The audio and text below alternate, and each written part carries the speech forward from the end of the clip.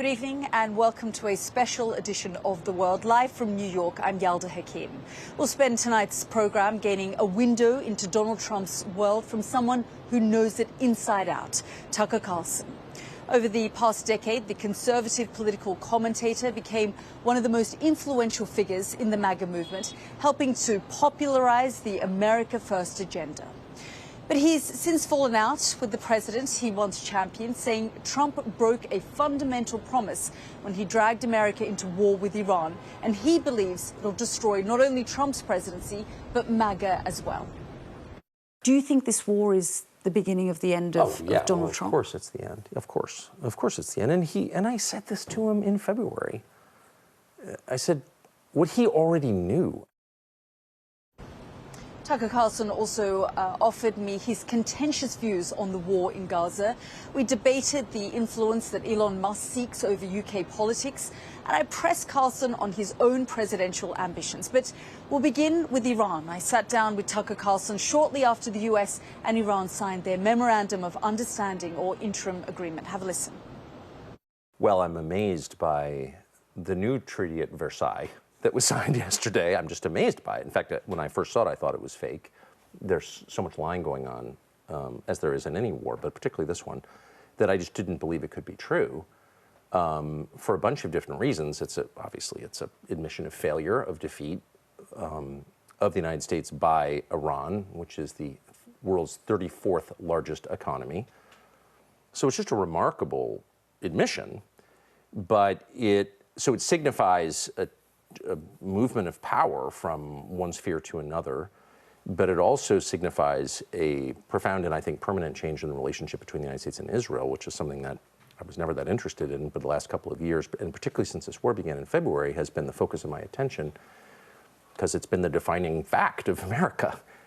And I think with this, that changes in ways that are, very hard to predict, but the outlines are pretty obvious. Like, there's no going back to where we were after this, for a bunch of different reasons. And after the president made a series of statements which were just shocking to me, hilarious because they're true, but amazing. I mean, the president of the United States stood up, I think in Europe at the G7 2 days ago, and said, what, I like Bibi, nice guy, good partner, the caveats, but what he's doing in Lebanon is just brutal. It's just brutal. Blowing up apartment buildings because of drones. I mean, come on. I don't think it's all Netanyahu at all. But I think someone like Ben-Gvir or Smotrich or, a number of different cabinet ministers are, well, of course, bloodthirsty, but don't consider non-Israeli lives fully human. I mean, it's obvious by what they say. They've said that, and their laws now reflect it within the state. I grieve over that as someone who's liked Israel for a long time and been there a lot and has a number of Israeli friends who are totally reasonable, decent, good people. I grieve over what's happened to that country, but it's a stain on the conscience of the world. And so when Trump says that, he's absolutely right. And I want to talk to you about Gaza, Lebanon, go into more detail on these issues. But you've said a couple of things there that I want to sort of talk about a little bit more. You said that the idea that Donald Trump 4 months ago went into a war partnering with Benjamin Netanyahu, and he's now criticizing him in the way that he is. Why do you think, and how do you think this evolution happened over the course of the last... Well, it's something that I've really meditated on for the past 110 days since it started, because I was so close to the process. I mean, I was talking to Trump all the time. I was in Washington 3 times in the last month talking to Trump about this, trying to argue against a regime change effort in Iran, because I thought it would be terrible for the United States. I thought it would be the end of American empire. I thought the United States would wind up retreating from the Middle East. And those may be good things, by the way. I don't, who knows? But I thought that it would be terrible for the US dollar, and I thought Americans would die. And I told him all of those things. And he knew that those were risks, realistic risks, and he did it anyway. So I don't know why. There were no maybe Rubio secretly, but there were certainly no advisors loudly encouraging this around him, I don't think. Dan Cain, chairman of the Joint Chiefs, I don't think so. So, why did he do this? And I have a number of theories. I don't know if they're true, so I won't bore you with them. But he was certainly following the lead of Israel, as he said. I think Trump was he allowed himself to convince himself that killing the Ayatollah, the head of Shia Islam, would somehow collapse the country. RIC, or various intel agencies, told him that wasn't true. The Israelis told him it was true. When a couple of days in, it turned out to be totally false. I think he was enraged. He knew he was trapped. He knew that the American economy was at stake, the global economy was at stake, and I think he immediately blamed Netanyahu for it. Do you think then ultimately the last 4 months has made the United States weaker? Much weaker, of course, much weaker. Now, my view, and this is a view that I have come to in the last couple of years, just from traveling a lot, and it's an evolving view, so who knows how I'll feel when the facts come in a year from now. But I think we had an unsustainable empire that was not serving the interests of the republic, the country itself. And it cost too much. I think it degraded our politics. I think it sucked up the attention of our leaders, much more interested in defeating Islamic Jihad than in ending homelessness. Like, that's a misalignment of goals and values. Like, that can't continue. But you spent a lot of time telling him this stuff. But my point is, like, why did it fall to me? What, you know what I mean? Like, there are people paid to give this advice, but I watched. And there are some good people there for sure, some smart, well-meaning people, but there weren't a ton of people who were willing to march in there and say, this is nuts, man. This is nuts, and you're being sold a story that's not true. And not hate against Israel. Like, I understand they've got a different perspective from ours. They have different goals from ours because they're a different country. But if you follow this path, you will be entrapped. This is a trap. I did tell him that. He didn't like it at all, but it was true, and it wasn't just true, it was obviously true. Well, the person who did make the case was Benjamin Netanyahu, and he, advocated for this, but he hasn't advocated just to Donald Trump for 25 years. For 30 years, he's been advocating to president after president. I mean, why Trump? You're absolutely right. The core premise of your question is undeniable. Many presidents have faced this pressure. Only Trump caved. That's just a fact. So as I said, I don't know why. There are, he wasn't hypnotized. He just swallowed it. He may have been hypnotized. That's real. People are absolutely hypnotized. I know a lot of people have been hypnotized. I have been hypnotized. Of course, people are hypnotized all the time. But on an issue like this... What do you think love is? But on an issue like this? Of course. We're all hypnotized from time to time. Words have power. Words change reality. But this is a president who... We hypnosize ourselves all the time. But you supported him. So many likes. Well, I didn't just support him. I campaigned for him. I was, by the way, and we'll talk about this, I was at the RNC when you spoke. No way! I was. And you spoke, and, you were convincing and compelling in your arguments. I had no notes. I meant it. But to come out, to campaign for him, to support him in the way that you did, and then for him to campaign on a no war, no forever wars, and for it to end up like this. No one was as shocked as I was. Yeah. So my first of all, I would just say, is I try to force myself to say always, I was wrong. I've been wrong about a lot of other things, including the Iraq War, so I am capable of being not just wrong, but very embarrassingly wrong. So that's just a fact. Why was I wrong? It's not like I didn't know Trump had flaws. I know Trump intimately. I know Trump really, really well. And I've always liked him, but I know what he's like. And so I was eyes wide open in some ways. But my calculation was, and it seemed obvious, that from my perspective, what the country needs is a choice. And the Republican Party and the Democratic Party are identical in their core assumptions about the economy and foreign policy, which is what matters. And I thought Trump was an option. Are you talking to Trump at the moment? No. You haven't spoken to him since? I've not. February 28th. I spoke to him the 27th. I haven't talked to him since. I don't hate him. I feel sorry for him. What he did is a catastrophe. He knew it would be. He did it anyway. So the question is why? I want to quote you because you say the war in Iran has taught us that the people you elect aren't even in charge. Someone else is. In this case, Benjamin Netanyahu. Yes. What are the long-term effects of a population understanding that voting doesn't make a difference? Exactly. I guess... It's scary. But I ask because Donald Trump has stopped this war now. And Benjamin Netanyahu, you have said in this interview, this is a dangerous moment for Israel. Big time. Benjamin Netanyahu is concerned. He has said, this is not my deal. This is not my ceasefire. I reserve the right to defy it if I need to. But that is Donald Trump in charge, right? I don't know if it's Trump in charge. I mean, he's certainly taking a different course than he did 110 days ago, for sure. Radically different. And he's blaming his failures on Netanyahu, which is predictable. And well-deserved. Like, I'm not mad about it, and I think Netanyahu's obviously a criminal, and I don't feel sympathy for him after all the innocents he's murdered. But I do feel sympathy for Israel, just because there are a lot of nice people in Israel, and they don't deserve this. Nobody deserves this. And as I said, I think this is, I want to be honest enough to admit, I think this is a very, an actually threatening, not a fake theatrical threatening, but actually threatening moment for Israel. So I feel bad about that.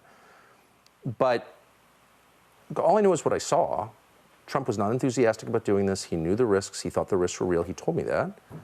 And he did it anyway. And he did it against the advice of his own intelligence agencies and against the wishes, and maybe in some mild cases, the advice of his own advisors. So why did he do that? At whose behest did he do that? He wasn't enthusiastic about it. He'd said for 10 years he wasn't going to do it. He thought it was a bad idea. He campaigned against regime change wars in the Middle East. A lot. Not just parenthetically, but it was a central position. And it, so far as I could tell, having talked to him about it many, many, many times, I think it was heartfelt. And I guess another US president dragged into a war in the Middle East that they say they either didn't want to start or move away from. I mean, for me, it's, you know, quite personal what happened in Afghanistan with Joe Biden and the way that the shambolic way that they withdrew. And that, for me, was a defining moment for Joe Biden's presidency. It felt like the beginning of the end of his presidency. Do you think this war is the beginning of the end of Donald Trump? Of course it's the end. Of course it's the end. And I said this to him in February. I said what he already knew. But do you think the lines are being drawn right now? Because we're seeing a lot of the vice president now coming out, defending this deal. He said fundamentally it was worth it. That's what he said yesterday or the day before to Megyn Kelly. And then, what was worth it? The deal? The war, the deal, it was worth it. Well, what are you going to say? It wasn't worth it. All these Americans died. It cost us tens, maybe hundreds of billions of dollars, and will cost more going forward. So, like, it's a tough pill to say it wasn't worth it. I mean, this was all pointless. Like, no one wants to hear that. No one wants to say that. No one wants to believe that. So I certainly give him a pass on that. But no, JD, I think the vice president has been very clear about his views. I don't think there's any world in which President J.D. Vance would have done this. I mean, there's literally no chance of that, I think. But he's the vice president. So one of his jobs is to support the president. And he's done, I think, a very good job of that. It's tough. Who'd want that assignment? But from what I know of J.D. Vance, and I know J.D. Vance, was a really decent man, I will just say that, and I know that to be true. His view is, rather than, you know, throwing up your hands and saying, I can't deal with this, I'm out, you violated my principles, his view is, if you're in a position of authority, you do your best to make the best of a bad situation. And he has done that. It's Tucker Carlson, and we'll come back to more of that interview in a moment. But let's just bring in our US correspondent, David Blevins. David, good to see you. We're just listening there to Tucker Carlson, describing this deal as a failed deal, capitulation, surrender. Obviously, the White House is not saying that that's what this deal is. Yeah, obviously, Yalda, there are many people who believe Tucker Carlson has an agenda, but in your interview with him, I think he doesn't just come across as angry, but genuinely disappointed in President Trump, a man in whom he expressed so much faith. But his suggestion that the war in Iran was a catastrophe and marks the end of the Trump presidency and the end of MAGA, I think ignores several important factors. Firstly, that the political coalition around Donald Trump has endured worse shocks. The outcome of the 2020 election, for example, the January 6th raid on the Capitol, all of those criminal indictments and also the civil judgments. I think it's also worth remembering that while many Republicans did vote for Donald Trump on that campaign pledge not to bring them back into a foreign war, they do distinguish between a short-term military intervention. And remember, that's what they have repeatedly been told this is, and another Iraq, if we can put it like that. To them, the outcome of all of this matters much more than the decision taken to go to war or to go into a military intervention in the first place. And they now have this 14-point memorandum of understanding that, despite what other people think of it, they're being told illustrates that America has met its various objectives. And I think there are another couple of things worth thinking about as well. The Republican base tends to be more hawkish than Tucker Carlson's audience. They are open to the idea of military intervention when it is framed as preventing Iran from having a nuclear weapon. And then MAGA, well, MAGA is bigger than just foreign policy. You and I know that. Think about the trade wars. Think about the immigration issue. Think about the culture wars. And I think when you bring all of those factors into play, Tucker Carlson may be just a little premature in suggesting that the Iran war signals the end of the Trump presidency. David, the Trump administration has about 60 days before the nuclear talks begin, and those 60 days will be crucial. And there are concerns that perhaps the United States might get dragged back into this war, something that I discussed with Tucker Carlson as well. Is that something that Donald Trump's base, or even wider than that, Americans in general, are worried about? Well, it's really interesting, Yalda. We will hear again from the President this evening, the first event marking the 250th anniversary of America. We heard from him last night in the battleground state of Pennsylvania, and I expected to hear him say much more about Iran. He didn't really talk about the issue. He simply said they're never going to have a nuclear weapon. And to me, that suggests that he knows that this is just parked right now rather than over, because they might claim in the Memorandum of Understanding that they have dealt with the issue of Iran's nuclear capability. But as you point out, the only thing they have agreed is that they are going to talk for another 60 days in an attempt to find an agreement. And we're getting a completely different version of that Memorandum of Understanding from Iran. And therefore, I think the base know that Donald Trump is trying to bring this to an end. They probably recognise that he needs to find that off-ramp, because that's the only way we're going to see petrol prices come down and grocery prices come down. And those things are really going to matter now that we are just months away from the midterm elections. David, I'm going to keep you there for the moment, and we're going to take our viewers to the next part of this interview on Gaza. Tucker Carlson's strident condemnation of Israel's conduct in the war has made him enemies on the left and the right of the political spectrum. But it's significant for such a prominent conservative to take this stance. I asked him about the United States' responsibility for what's happened in Gaza. Have a listen. It's profound. The last administration, this administration, both of them allowed this, paid for it, ran cover for it. Israel's been criticized throughout Europe, throughout the world, really, for its behavior, fairly. And the United States has attacked any country in any international body, including the United Nations, who stands up and says, well, what is this? This is a genocide. And we attack them. No, we've made this the United States made this possible. And that's one of the reasons that the idea that like criticizing Israel's behavior is anti-Semitism is like insane. I'm not playing along with it. That position creates anti-Semitism, which I oppose. But it's also like, the truth is, and I just said, I'll say it again, this is largely the fault, big picture, of the US government. The US government has paid for this and allowed it, encouraged it for generations. And we should not be surprised that the end result is genocide. We shouldn't be surprised. Like, this has been coming for a long time. Israel has completely changed. I feel sorry for Israel, but the Israel that I first visited decades ago bears no resemblance to modern Israel. Is the United States complicit? Of course, we paid for it. We made excuses for it. We made it possible, and there are weapons. Obviously, of course, we're complicit. That's one of the reasons I'm upset by it. That's my country. These are my tax dollars. This is my reputation. This is the moral authority of the nation that my ancestors built. So yes, I feel very implicated in this and enraged by it, and not primarily enraged at the Israelis, who I think are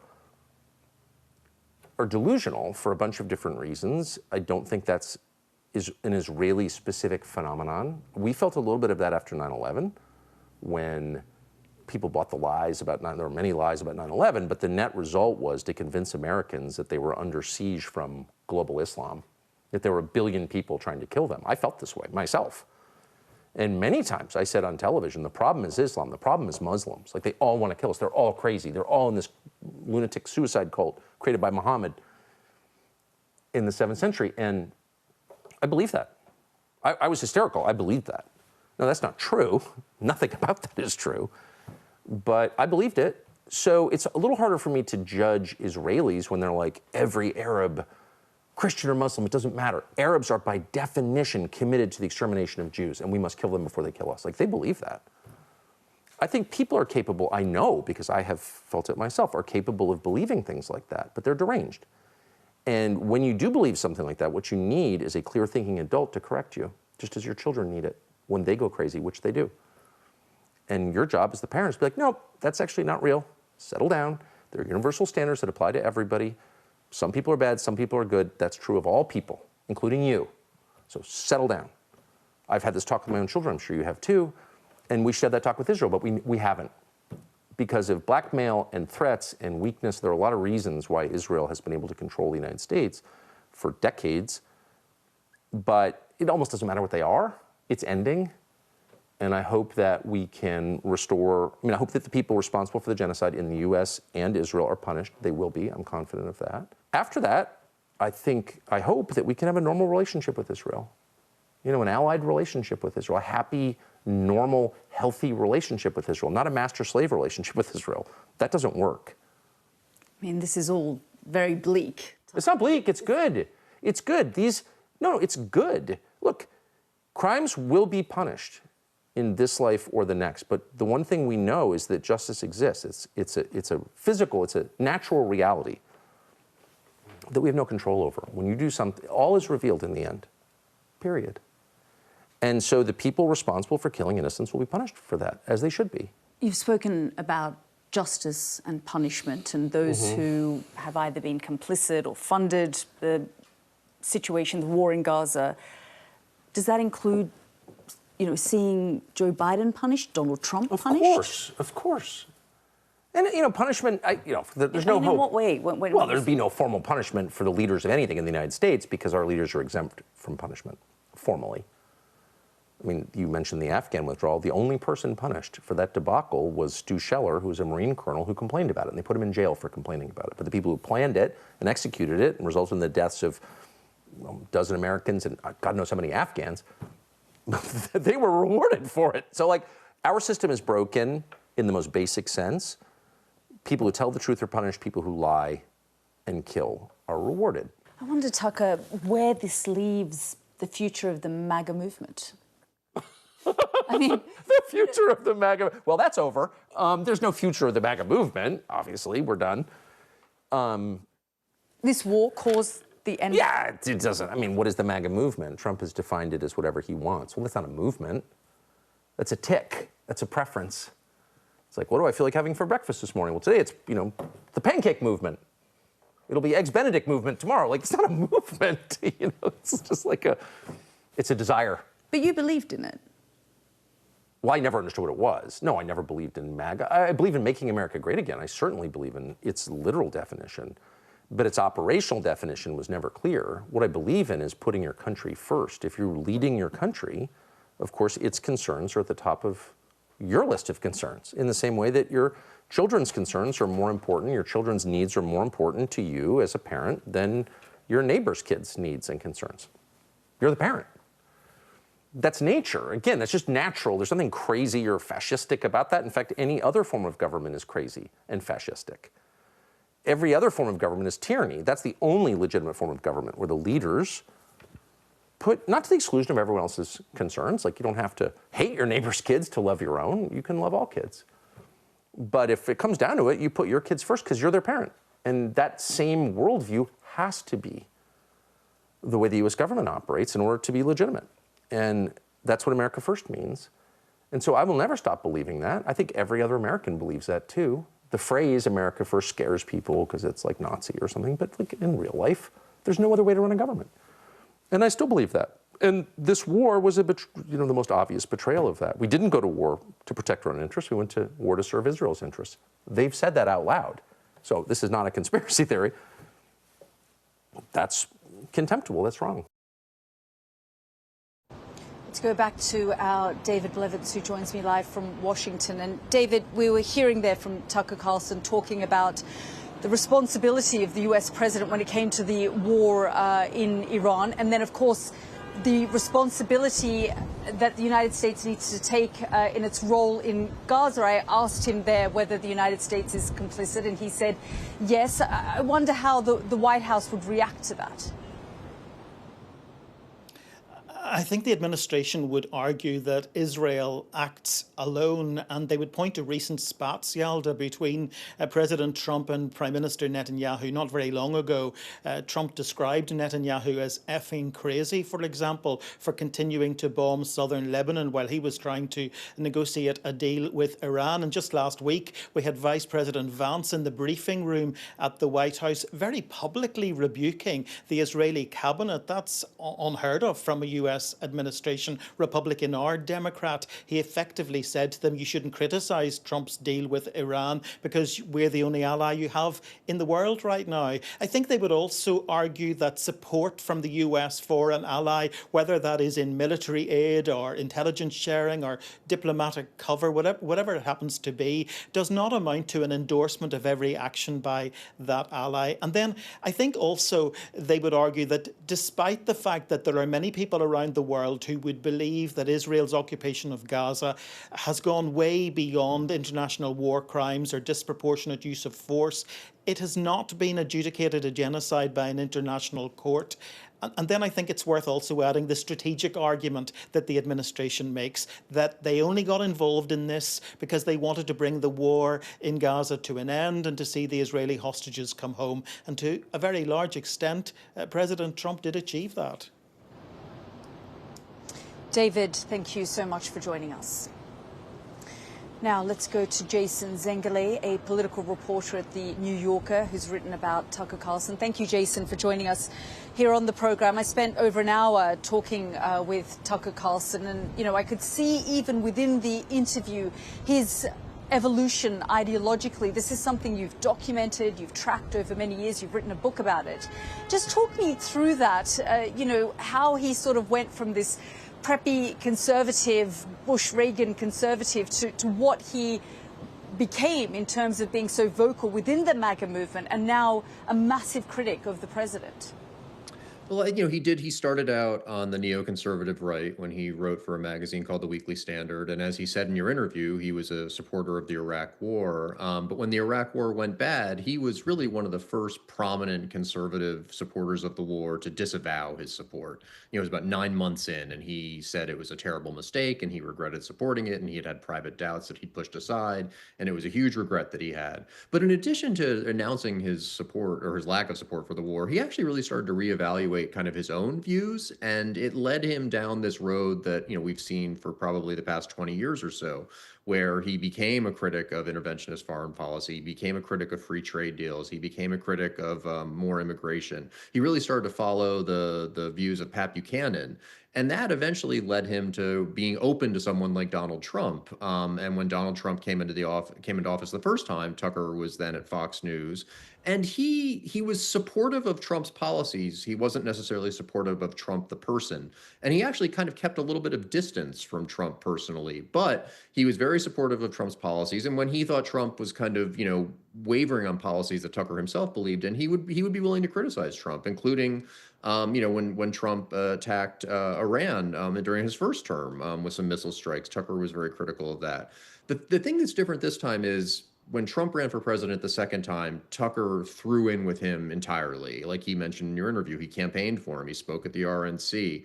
And he really identified himself with Trump. And the thing I think that he most identified himself with Trump is this idea about America first foreign policy, non-interventionism. So the fact that Trump has now gone to war in Iran for Tucker is, the ultimate betrayal. And that's led him to this position now where he's denouncing Trump, where he's saying he's not going to be a Republican anymore. That's kind of the journey that he's been on. Yeah, and we saw that even within the interview where he talks about where he was 20 years ago at Fox, where he was a few months ago even, you know, a strident sort of supporter of Donald Trump, and where he is today. That relationship with Donald Trump is incredibly complicated. We've seen that through text messages that were leaked during his first presidency, where he sort of openly talks about his disdain for Donald Trump, and then the huge amount of support he's given Trump over the course of the last few years. Do you think that that relationship is likely to be repaired, given, you know, that both the two men are also quite pragmatic? Yes, yeah, I think that's a nice term for it. You're never fully out of Trump world. I mean, you can always be welcome back in, especially if you submit, which is what Tucker did to get back in after the first falling out after January 6th.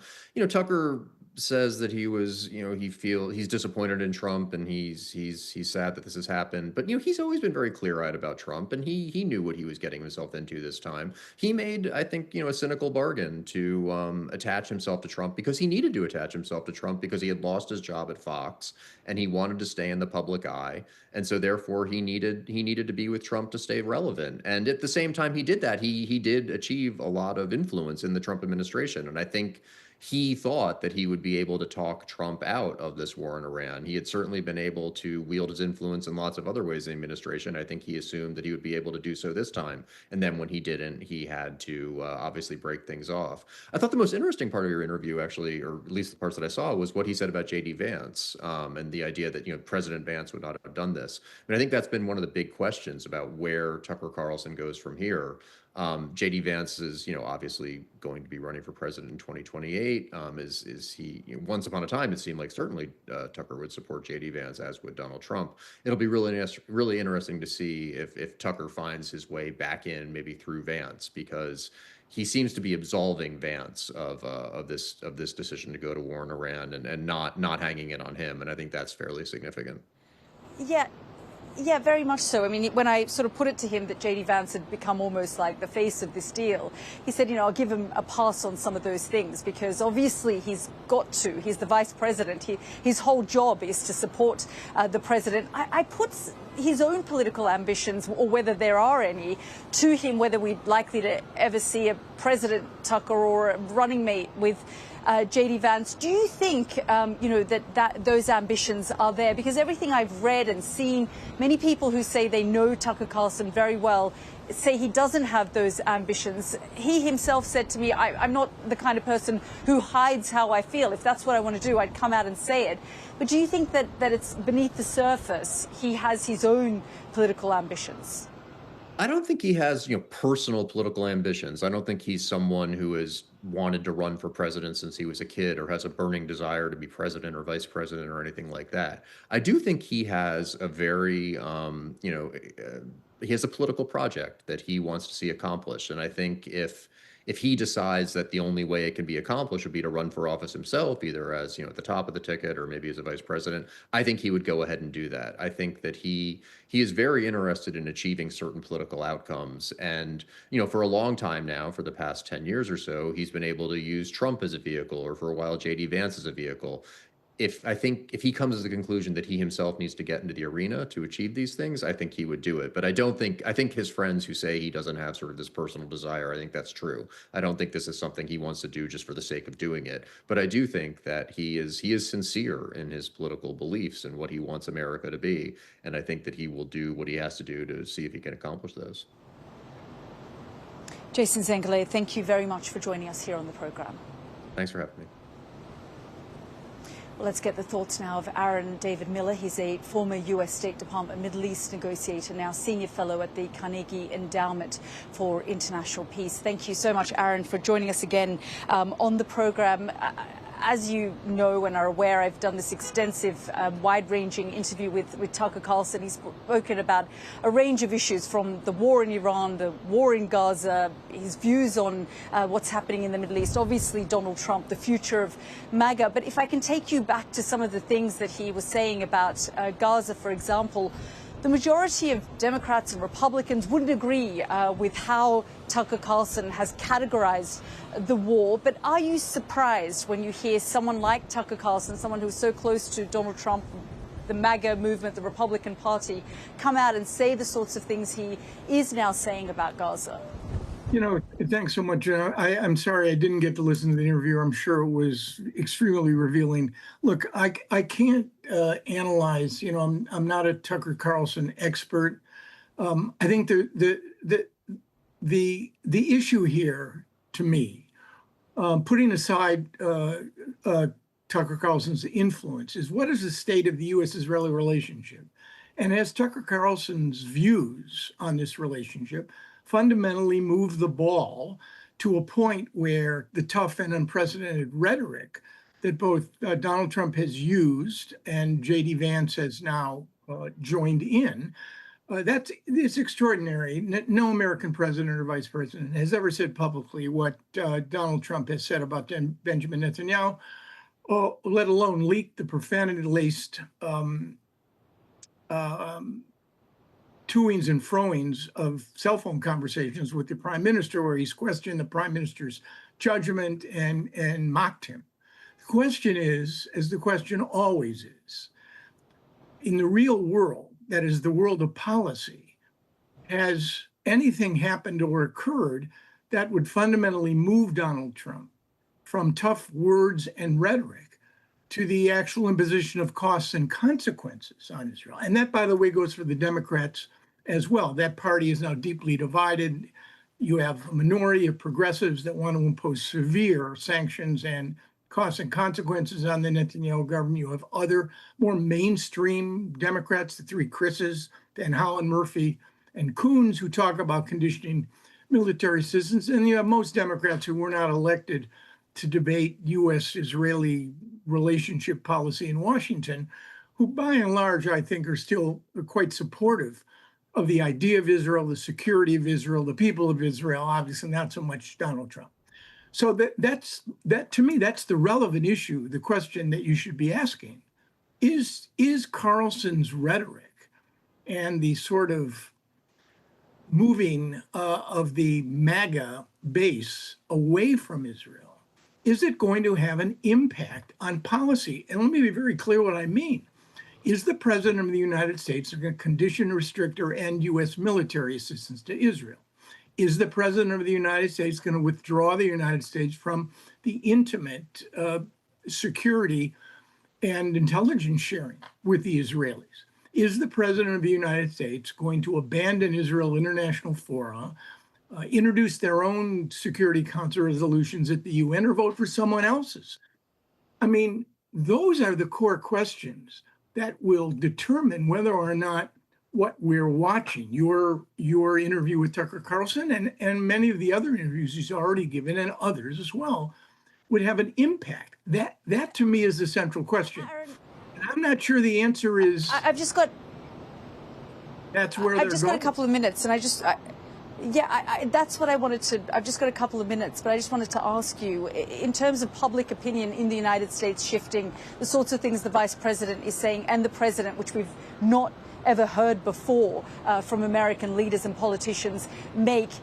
If it doesn't happen under a Trump presidency, should an Israel of today be concerned that after Trump, given public opinion is shifting in the United States, that relationship and policy is likely to change as well towards Israel?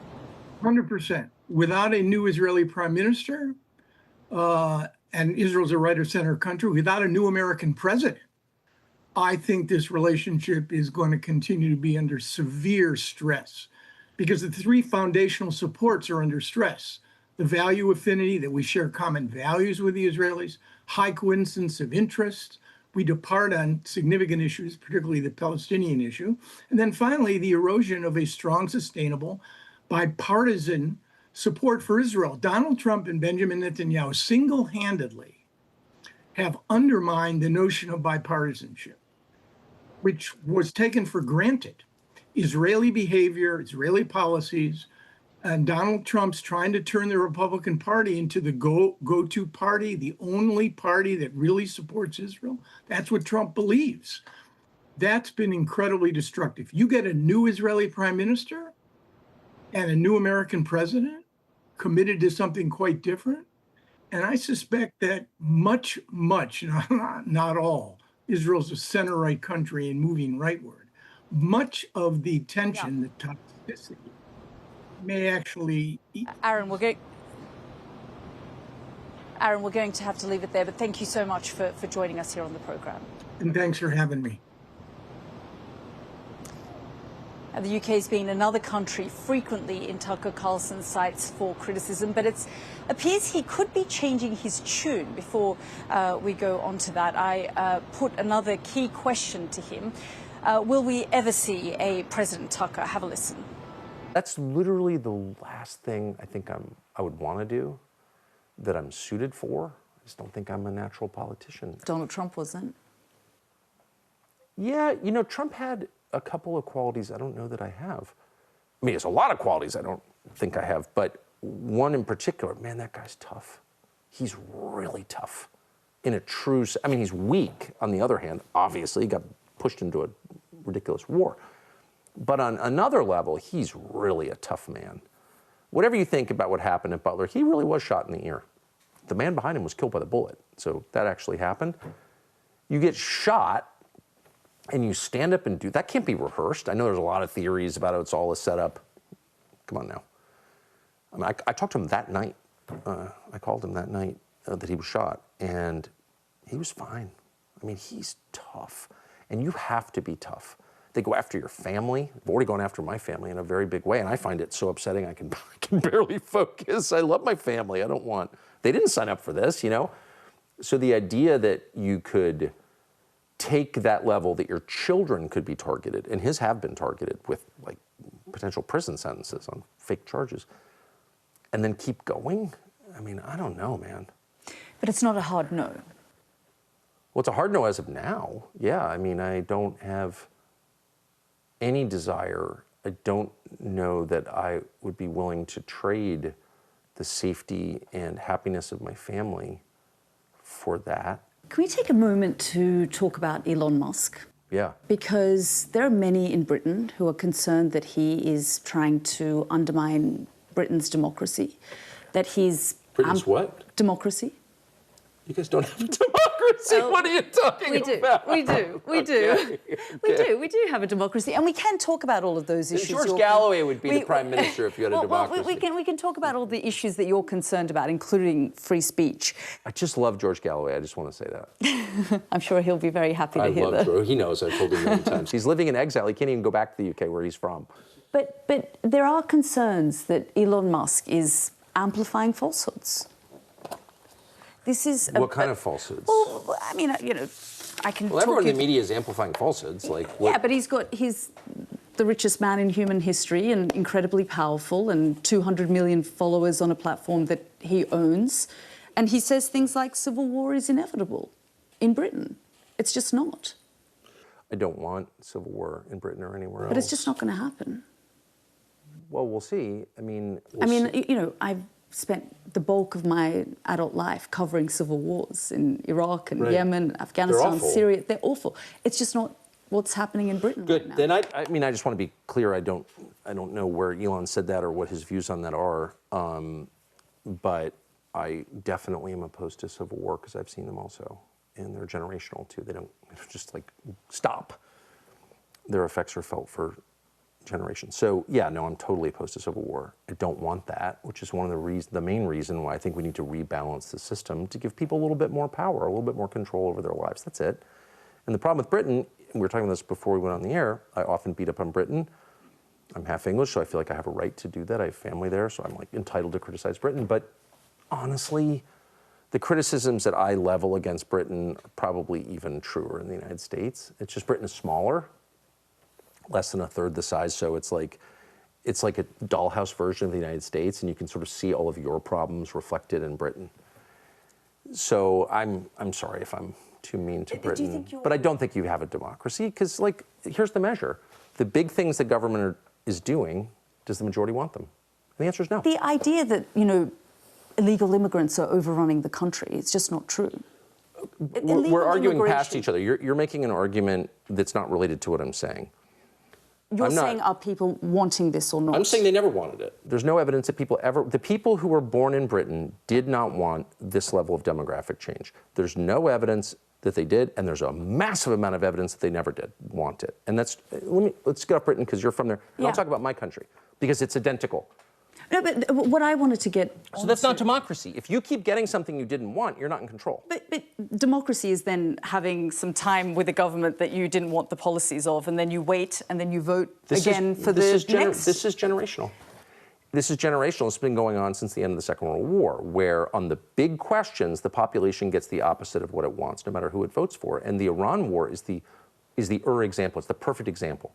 People literally voted against an Iran war when they voted for Trump. We've spoken so much about foreign interference, in the sort of system of the United States and the concerns you have around sovereignty and democracy. That is the feeling that people have with Elon Musk's interference. They feel that he is encouraging violence. I get it. No, I think it's a smart point. I don't know specifically about Elon, but I do think when you have an economic system in which the overwhelming majority of the rewards go to a small group of people, that puts that group in charge, by definition. And so I'm not a traditional leftist. Maybe I'm a traditional leftist, but I'm not a leftist. Down with white colonialism or whatever they're into, up with the trans movement and all this nonsense.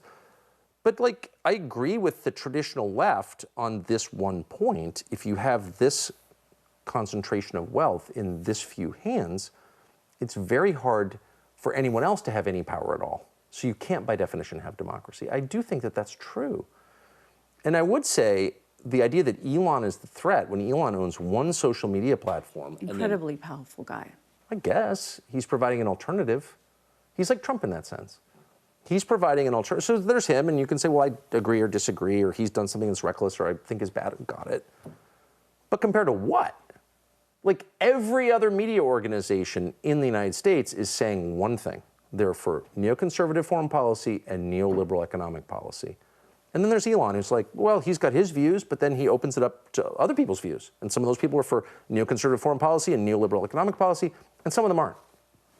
So okay, yeah, it's not a defense of Elon to say, I'm glad that we have an alternative to CBS News and Fox News and CBS and NBC and CNN and MSNBC and the New York Times and the Washington Post and The Economist and every other news organization in the world has one position.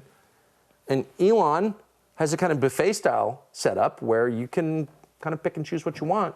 I mean, I guess, Mike, the concern that many have is that when he says things like violence is coming for you at a massive rally of a far-right activist, Tommy Robinson.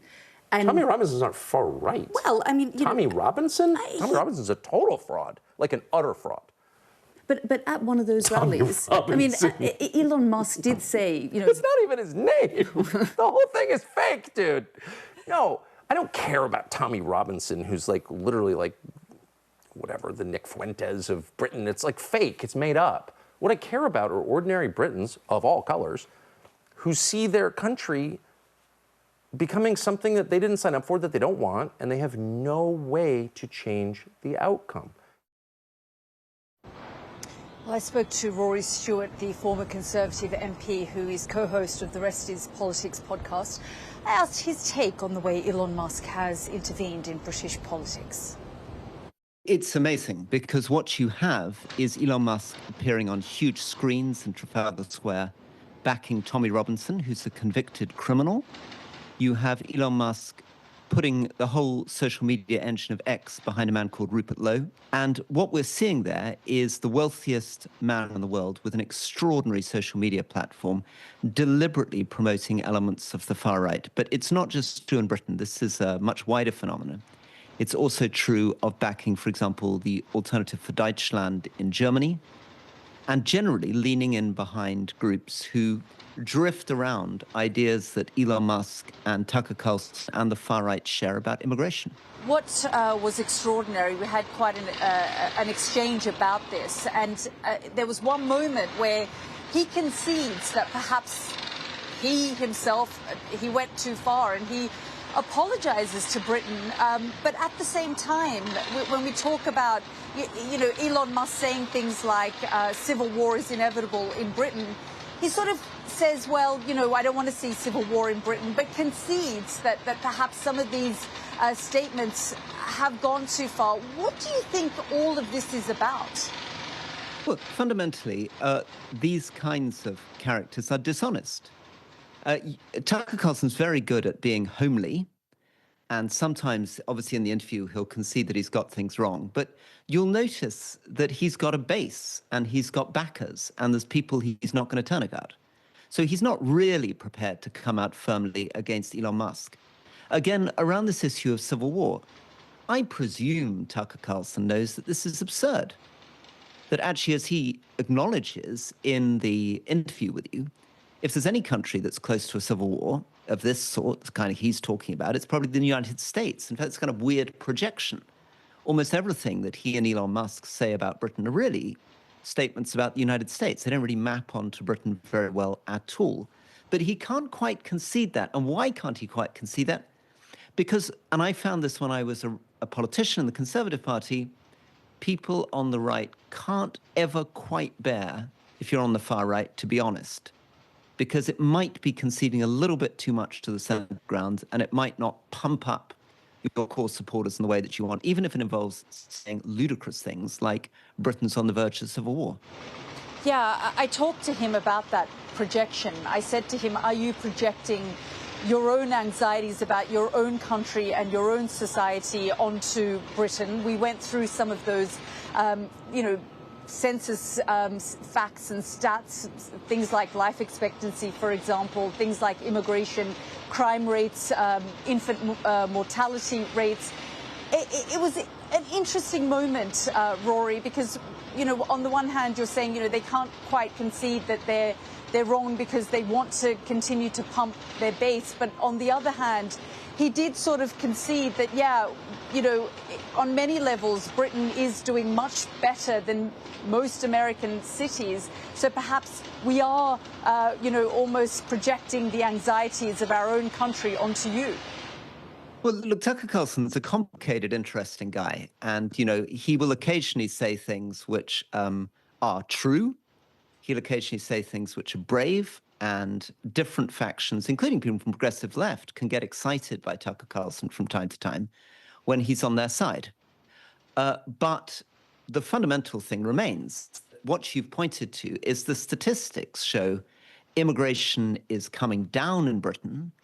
Violent crime is reducing. Britain is a safer society than it was 5 years ago.